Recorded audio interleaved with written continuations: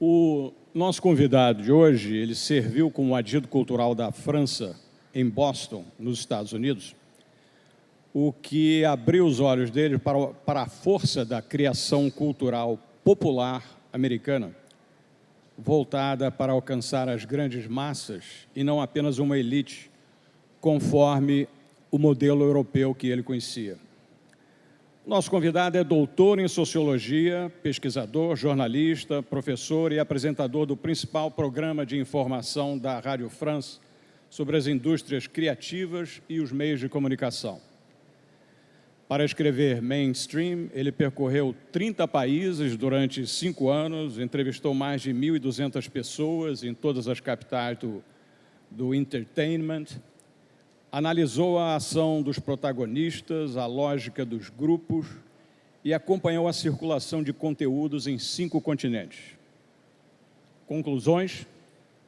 É o que vamos saber agora de Frédéric Martel. Frédéric, here we go, speaking in English. A very unusual situation for someone like you coming from the intellectual world in France, where it is common to find intellectuals who refuse to learn, let alone speak English. Why does the cultural establishment in France... Por que o establishment cultural na França resiste a reconhecer o inglês como uma língua internacional até hoje? Ou seja, você deveria ter seu próprio microfone, não é? Para que a gente não precisasse trocar. Bonjour. Bom dia. Bonjour à tous. Bom dia a todos. Voyez, je parle français. I speak Bem, French. eu falo francês, vocês sabem. Sim, In fact, mas, I come from the de south fato, of France, eu venho do sul da very França, south, you know. do bem do And sul. my accent E in o French meu is so sotaque difficult em to francês é tão understand that I difícil de have to speak entender in que eu English. preciso falar inglês. But why does the intellectual Sim, world mas in por que France o mundo seem to intelectual treat na the English França language, besides tende American a popular tratar a so língua much inglesa e a cultura popular americana com tanta resistência? Bem, basicamente, para responder essa pergunta, nós precisamos falar sobre a diversidade. E, embora eu esteja falando inglês com você, eu acredito que manter a sua própria língua e também a sua própria cultura e a sua identidade, que isso é importante.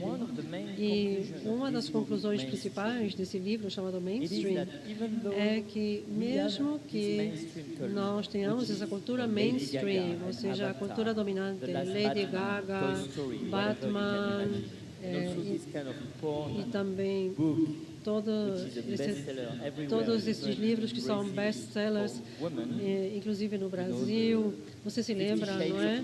50 tonalidades de cinza, não é?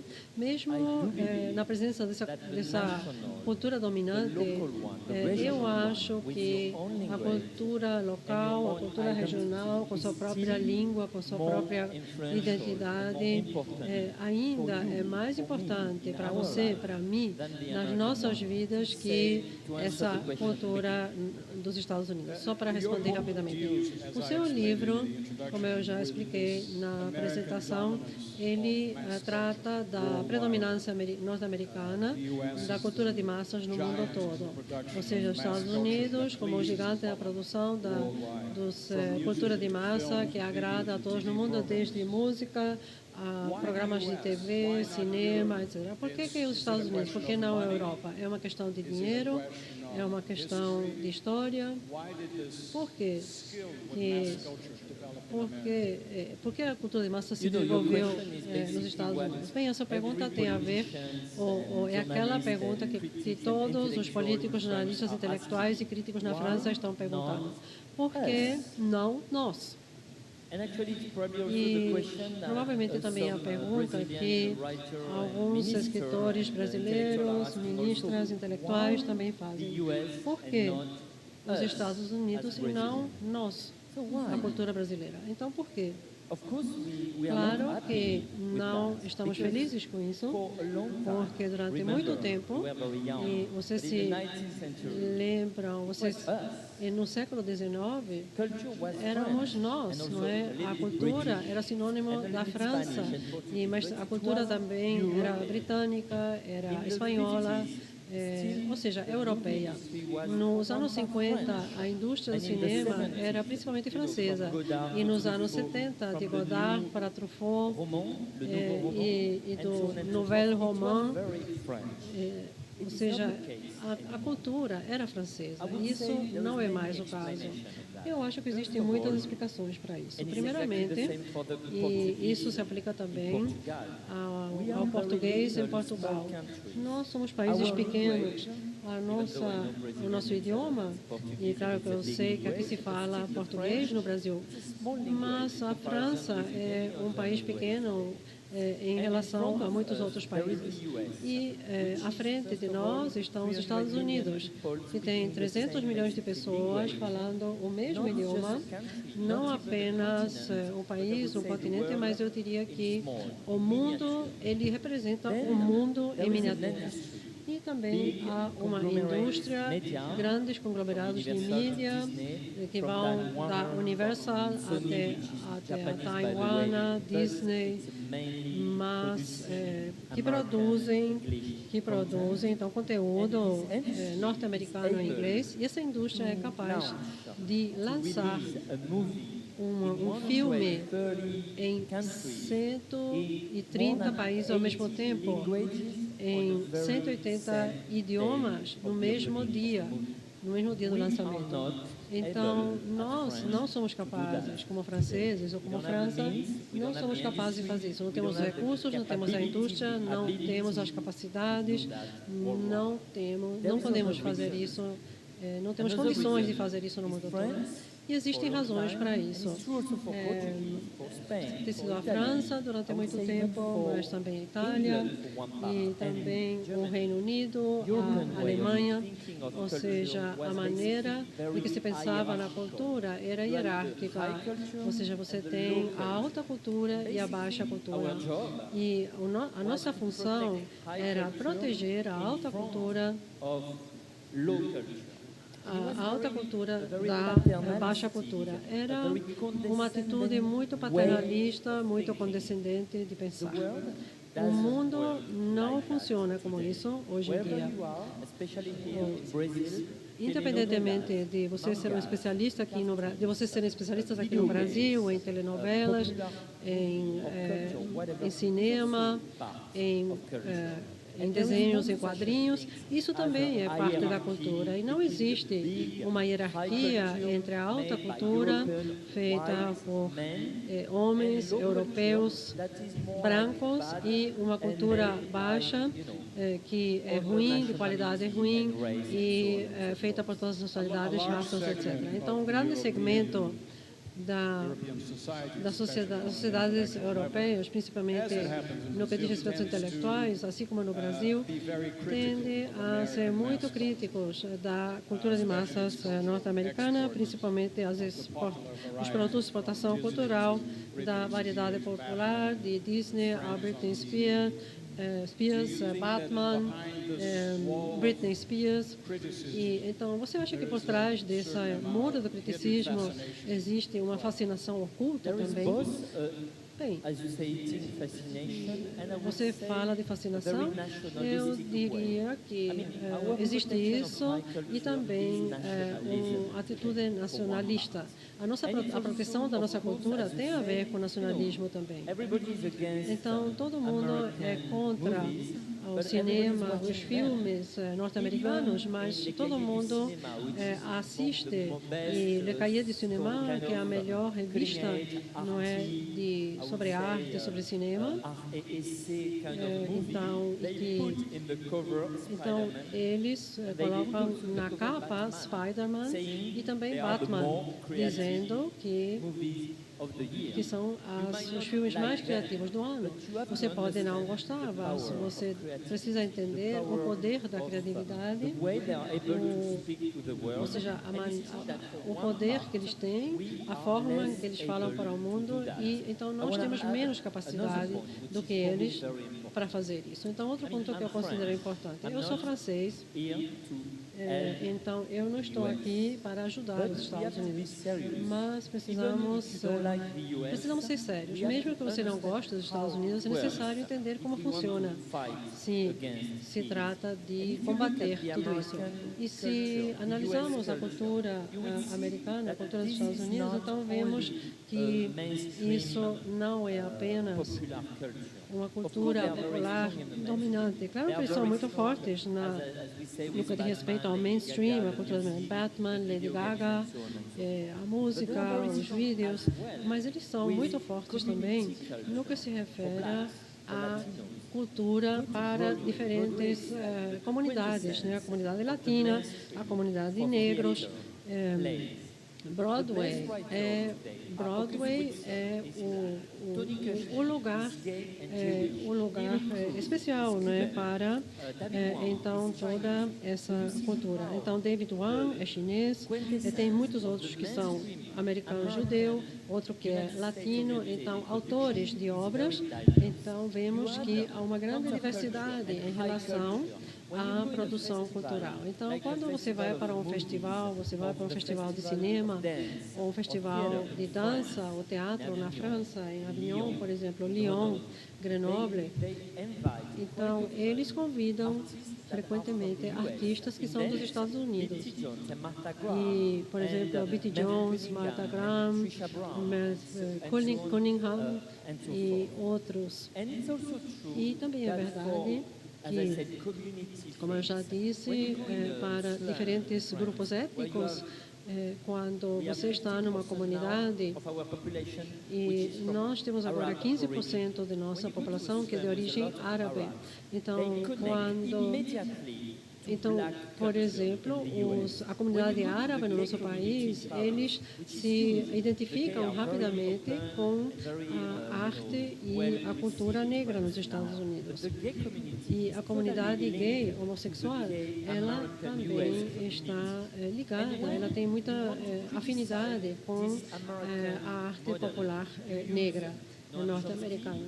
Então, Noam Chomsky, por exemplo, é americano, Michael Moore é norte-americano, os artigos do Le Monde Diplomatique, na verdade, são traduções de artigos em inglês. Então, o verdadeiro imperialismo dos Estados Unidos não é o mainstream, não é a tendência dominante. É o mainstream, é a alta cultura, é a baixa cultura, a cultura comunitária, a cultura digital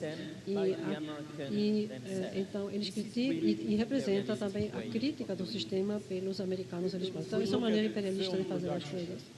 Então, analisando a produção de cinema, você já mencionou que os estúdios norte-americanos, eles têm a capacidade de lançar filmes no mundo todo ao mesmo tempo e ganhar muito dinheiro com isso, mas além da capacidade econômica de fazer isso e do conhecimento, não é?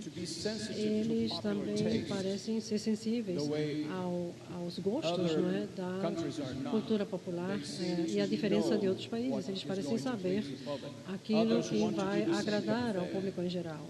Outros querem fazer a mesma coisa, mas fracassam. Então, qual é essa habilidade especial? Sim, você tem toda a razão, mas quando você fala com qualquer artista, mesmo com o mais independente, na Espanha, na Itália, na França, eles querem ser famosos, eles querem que muita gente assista a seus filmes. Claro que eles vão dizer, eu quero manter a minha arte, eu quero continuar fazendo as coisas do jeito que eu gosto, eu quero manter a minha identidade, eu não quero comercializar. Eu não quero me comercializar, me marketear, mas eles querem uma plateia. E então produzir uma cultura mainstream é muito mais complicado, muito mais difícil do que nós pensamos. Então, dar milhões de dólares, como os chineses estão tentando fazer, investindo em filmes chineses, mas mesmo com todos esses milhões de dólares, eles não conseguem realmente um único filme de sucesso. Então, nem sequer na música, nem sequer na área de videogames, eles têm o dinheiro, mas o dinheiro não é a única explicação para esse poder da cultura mainstream. Eu sinto muito dizer isso, eu acho que vocês não vão gostar, mas essa é a realidade. Não é? Eu também fico feliz com isso, mas há muitos fatores que jogam um papel. O dinheiro é muito importante, mas é fundamental o poder da indústria então, por exemplo, esses elos com as universidades, a ligação com as universidades, com as comunidades, com os escritores, com os roteiristas, capazes então de escrever esses roteiros que são bem aceitos no mundo todo. E, além disso, é preciso pensar na tecnologia, a capacidade de saber o que as pessoas querem, devido à pesquisa com grupos focais e muitos instrumentos de marketing, etc. Então, ser tão fortes quanto eles é muito difícil. E, basicamente, ninguém, não são os franceses, não são os brasileiros, não são os chineses, não são os japoneses, não são os árabes, que são capazes de competir com isso, de concorrer com isso. Mas eu acho sim que nós, e eu sou muito otimista, eu sou realmente uma pessoa muito otimista em relação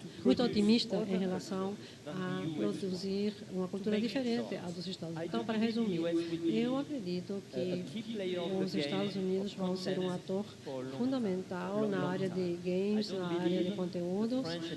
Eu não acho que os franceses que dizem o tempo todo estamos vendo o declínio do Império Americano. Eu não acredito nisso. Eu acho que eles vão continuar sendo fortes durante muito tempo. Porém, eles não estão sozinhos. Agora temos novas potências, por exemplo, o Brasil, a China, a Índia, aquilo que chamamos os BRICS, os países emergentes, e para mim, países emergentes não são apenas os BRICS, ou os BRICS, ou os BRICS, com a África do Sul e a Indonésia. Os países emergentes também têm a Colômbia, a Turquia, o México, provavelmente o Egito também, não é? Então, todos eles e outros. Então, esses países emergentes, e essa é a razão pela qual esse livro tem sido traduzido para mais de 11 idiomas em diversos países, é porque eu fui um dos primeiros a dizer que a globalização não tem apenas a ver com demografia e economia, tem a ver também com cultura, com a mídia, com a internet. E esses países emergentes vão emergir também com os seus conteúdos. Telenovelas do Brasil, Colômbia, México. Claro que eles são vendidos também no mercado externo, mas ainda é um mercado muito restrito. E quando analisamos outros exemplos, você mencionou a Al Jazeera, o grande sucesso da Al Jazeera, sua versão em inglês. E quando os franceses decidiram que precisavam falar para o mundo, porque a CNN estava fazendo sozinha, então eles criaram a France 24 em inglês. Então, de certa forma, é uma barreira muito difícil de superar.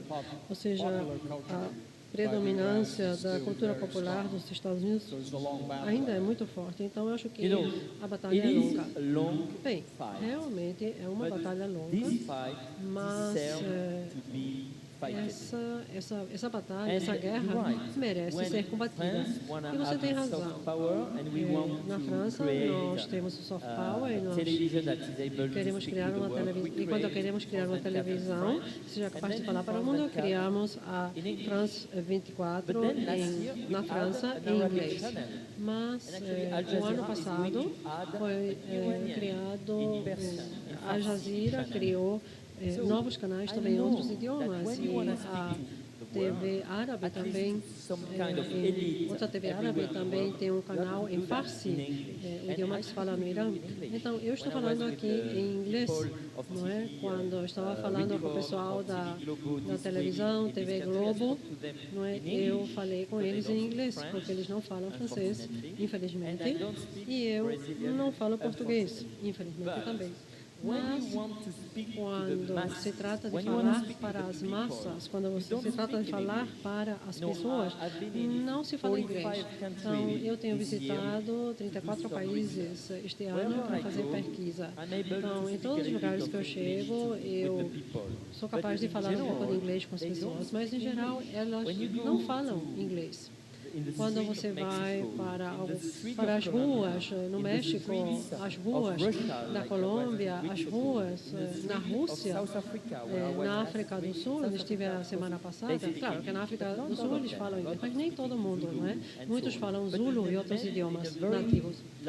Mas em um grande número de países, as pessoas da rua não falam inglês, então você precisa de um tradutor, de um intérprete, e eu acredito que você pode ter essa cultura mainstream que estará presente no mundo todo, assistida por aquelas pessoas que falam inglês, que leem a revista The Economist, mas o idioma ainda vai ser uma ferramenta muito importante para conteúdo, e eu acho que que o conteúdo precisa ser no idioma local em todo o mundo. A indústria cultural na Europa tende a ter uma participação maior do Estado, né, o forte do Estado, através de recursos públicos, subsídios. Então, o Estado está muito presente na cena cultural. Nos Estados Unidos, não é o caso. Então, isso faz alguma diferença, você acha? Bem, eu não concordo necessariamente com você. Nas duas questões. Eu fiz o meu doutorado já faz muito tempo sobre política cultural nos Estados Unidos. E eu descobri, então foi o título desse livro é sobre a cultura na América. Então eu descobri como a cultura é financiada. Claro que é uma história muito longa, mas cortando essa história, resumindo,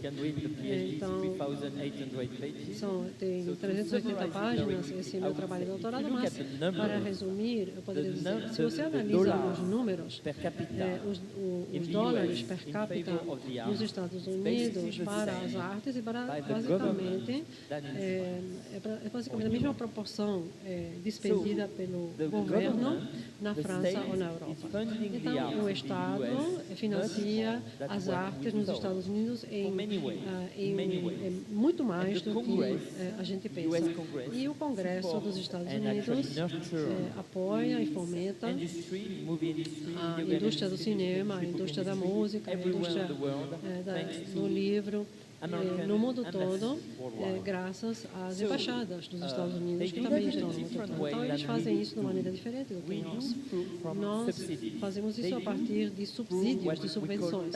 Eles fazem isso a partir de deduções, de incentivos fiscais. Então, não é um financiamento direto, mas, no fim das contas, os gastos de dólares per capita para as artes é o mesmo nos dois continentes. Isso é importante entender, ou seja, incentivos fiscais. Eu estive no México. Quando eu escrevi meu livro sobre Main Street, eu vim também aqui para São Paulo, para o Rio, fui para a Argentina, e eu descobri pessoas do MPAA trabalhando aqui. O que é MPAA? É a Associação do Cinema dos Estados Unidos, então é o lobby para a indústria do cinema, o lobby de Hollywood. Então, eles estão aqui, eles estão no México, eles estão na Argentina, no México, estão atuando para então ajudar a indústria norte-americana. Então, eles trabalham para destruir as quotas em favor da exibição de filmes e de produtos brasileiros. Então, eles fazem isso também na Coreia do Sul. Então, eles contribuíram para realmente derrubar a legislação que garante quotas para a exibição de produtos nacionais. Então, isso para proteger a sua própria indústria cultural. Então, para concluir, eu queria dizer que na Europa nós temos um sistema que não, ou temos sistemas que não dependem diretamente do governo. Então, é a nossa maneira de proteger a nossa indústria do cinema. Os Estados Unidos não gostam nada disso. Nós criamos um sistema que não é um sistema de quotas como na China, ou um sistema de censura. Não existem quotas para a apresentação de produtos nacionais, de filmes nacionais. Nós fizemos uma coisa, nós somos franceses, não é? Então, o que nós fazemos é quando você vai assistir um filme na França, em um multiplex ou em um cinema, você compra seu ingresso e você paga um imposto, não é? É uma taxa, na verdade, uma taxa privada, não é um imposto. Para essa taxa financia a indústria do cinema privada apenas para os produtos franceses. Então, isso é interessante, porque mesmo que você vá assistir Batman, Spider-Man, Matrix, e mesmo que você mesmo se você paga o seu ingresso, você está também apoiando a indústria do cinema francesa. Então, ela tem mais recursos e vocês podem também criar essa taxa aqui no Brasil, ou essa tarifa. Se vocês fizerem isso, então 3% da bilheteria então vai ser destinada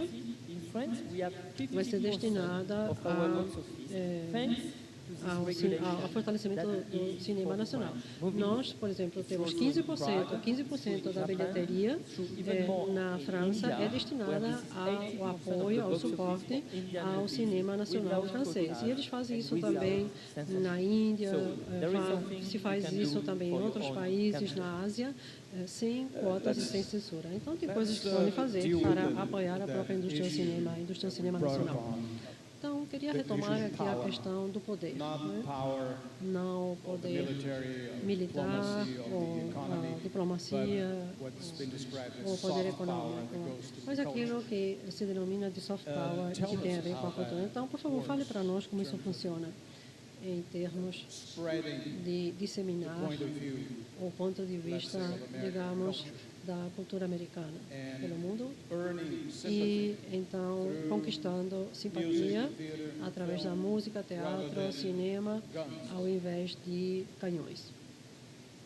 Então, essa expressão, esse termo soft power, ele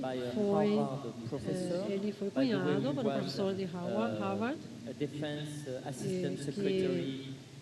que foi secretário de defesa, vice-secretário de defesa, Joseph Nye. Então, eu gosto muito dele, é um cara muito inteligente e brando, no sentido de soft. Então, soft power significa influenciar as pessoas, países, através de uma maneira mais simpática do que a atuação militar, defesa e a indústria tradicional, bélica, e também a diplomacia tradicional. Então, eles usam isso na cultura, no cinema, também no que diz respeito à moda, na área de moda, Gap, Nike, etc.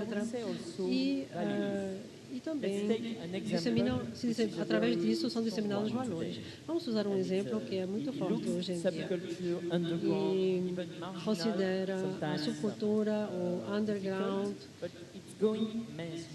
e que está se tornando mainstream. Então, vamos tomar o exemplo da comunidade LGBT, a comunidade lésbica, homossexual, simpatizante, etc.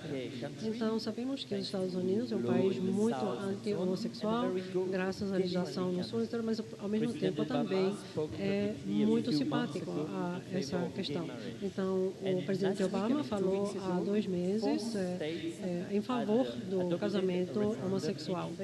E também foram adotadas leis não é, favoráveis à questão homossexual. Então, a influência desse tema, graças aos Estados Unidos, é grande no mundo todo. Então, o secretário-geral dos Estados Unidos, Ban Ki-moon, falou recentemente em favor da comunidade LGBT.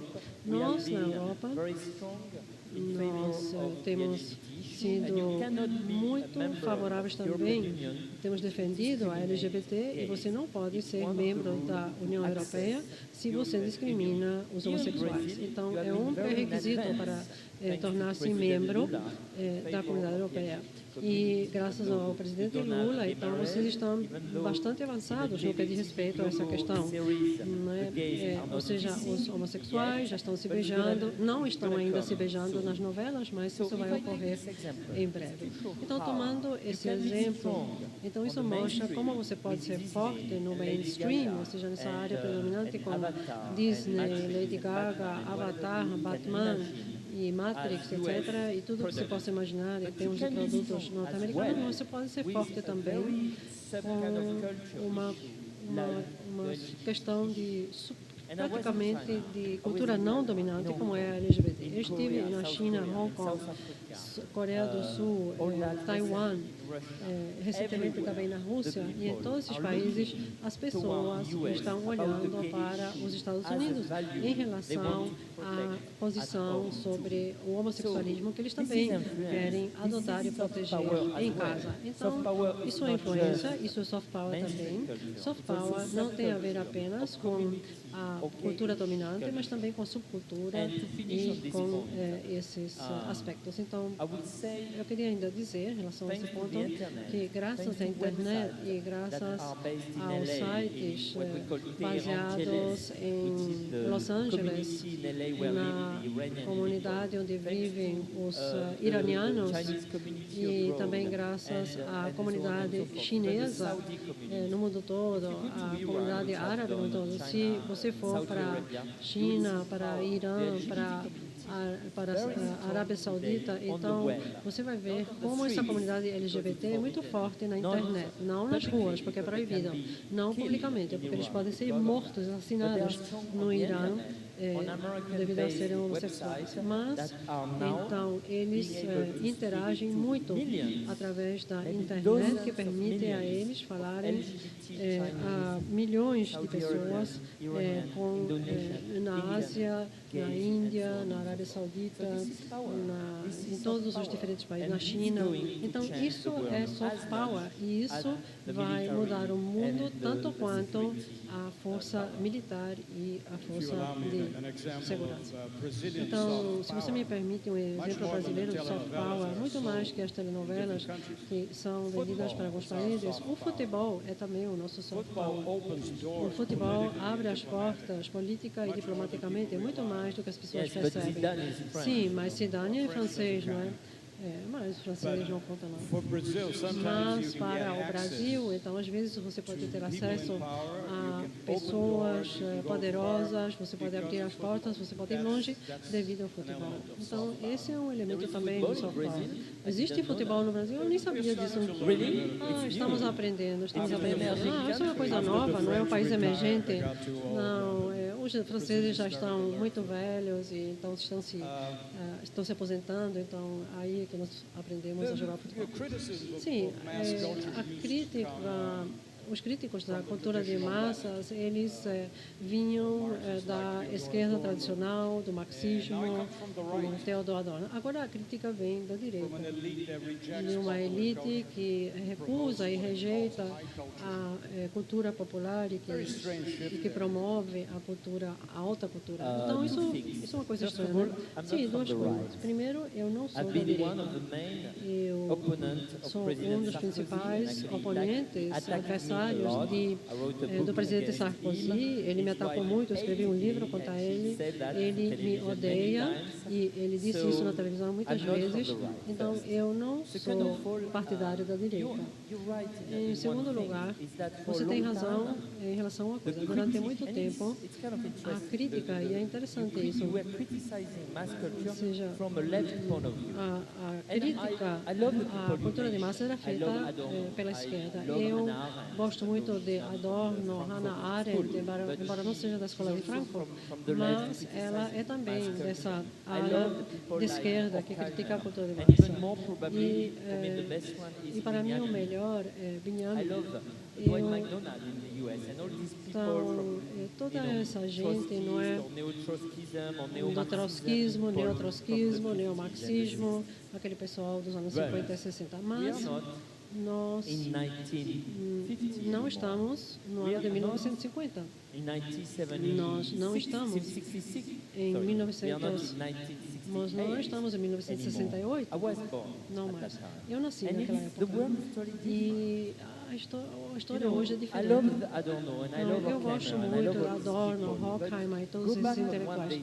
Mas analisando o que eles disseram, eu vou usar apenas um exemplo sobre o jazz. O jazz é fantástico. Então, Adorno sabia de jazz, ele escreveu sobre jazz, ele amava o jazz, mas ele não era capaz de entender o jazz como música. E existe um artigo muito famoso de Adorno que fala do jazz, dizendo que isso não é música. Por quê? Porque para ele, música era algo feito por pessoas brancas, europeias, então, mortas.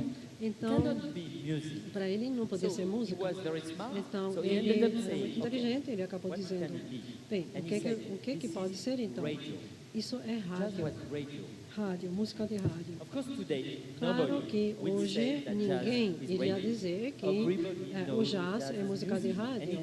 Todo mundo diria que o jazz é música e é provavelmente a música clássica do século XX, pelo menos nos Estados Unidos. Mas por que para ele? Por que para ele não era possível que negros pudessem fazer música? Ele não era racista. Ele pertencia à elite europeia. Né?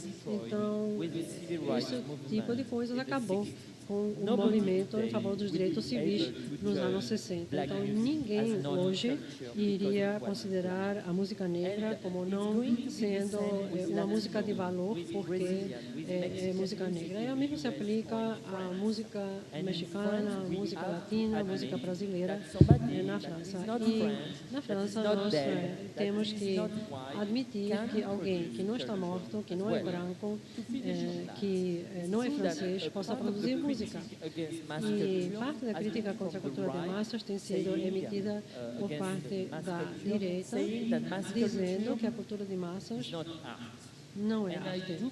E eu acredito, sim, que eles estão errados. Estão errados porque cultura hoje não é uma questão hierárquica, como nós costumávamos pensar. Ou seja, as séries de TV nos Estados Unidos podem ser muito criativas e também duras. Então, os mangás podem ser duros. A criatividade na internet também pode ser dura. Então, quando eu falo isso, então eu quero dizer que eu não acho que podemos conservar e manter a nossa maneira condescendente de pensar sobre cultura, e é isso basicamente o que eu escrevi nesse livro. Antes de concluir, e precisamos concluir, então eu queria fazer uma pergunta, visto que aqui estamos num evento literário. No contexto da cultura mainstream, da cultura dominante que se dá no mundo todo, então, para onde você vê que estão indo os livros? Para onde vai a produção literária, na sua opinião? Bem, se eu soubesse a resposta, eu seria rico e famoso, né? Então, nós vivemos numa época, estamos no meio de uma revolução. O que nós costumávamos pensar sobre a mídia, sobre a cultura, está mudando muito rapidamente. Então, é como no caso de Tocqueville, quando ele escreveu o seu famoso livro sobre a Revolução e o regime antigo. Ele estava vivendo numa época de transição, que o antigo regime estava sendo destruído, e como católico e como pessoa, como seguidor do antigo regime na França, ele não gostava disso, mas ao mesmo tempo ele soube muito cedo qual era o caminho que iríamos seguir. Então, de Tocqueville acabou entendendo a democracia, porque ela estava chegando e não era possível voltar para o antigo regime. A mesma coisa se aplica hoje. A digitalização está no avanço, está acontecendo. E eu não acho nem que seja boa, nem que seja ruim. É ela, simplesmente. Eu acho que é um fato. E eu acho que a internet e os conteúdos na internet não são, por natureza, bons ou ruins. É aquilo que você, eu e nós juntos vamos ser capazes de fazer com isso. Então, ao dizer isso, para mim, eu acho que um livro na internet, em um dispositivo de leitura, como um smartphone, como um iPad, não é, por sua própria natureza, bom ou ruim. Eu acho que escrever vai ser tão importante quanto é hoje. Eu tenho estado em favelas ou em bairros populares onde as pessoas eram analfabetas, mas graças ao telefone e à internet, e simplesmente porque eles queriam participar do Facebook, eles precisaram aprender a escrever. Eles quiseram aprender a escrever. Então, escrever é muito mais importante hoje do que antes para utilizar as mídias. E provavelmente isso vai ser melhor conviver com isso que sem isso. E eu já disse, então, que eu sou muito otimista, mas ao mesmo tempo também eu gosto muito de tecnologia. E aqui nas comunidades populares, não é? Então, vocês têm a vantagem de ter a internet. Eu estive com o pessoal da Vivo Favela, Vivo Rio, então eu falei com Viva Rio e Viva Favelas, então eu falei com o pessoal envolvido em projetos de aprendizado digital. Aqui hoje à tarde, no Recife, eu vou conhecer o pessoal do Porto Digital e eu acredito sim que as novas tecnologias podem ajudar e melhorar a vida das pessoas. Claro que há muitos problemas e que podem também ser causados através da tecnologia, mas eu acredito, principalmente para os países emergentes, eu acho que é melhor do que antes a situação. Então, se nós pudermos então utilizar a internet em nosso favor, vai ser bom para todos. Então, eu sou otimista quanto a isso. Muito bom. Então, claro que a conversa poderia continuar por muito tempo, mas precisamos concluir.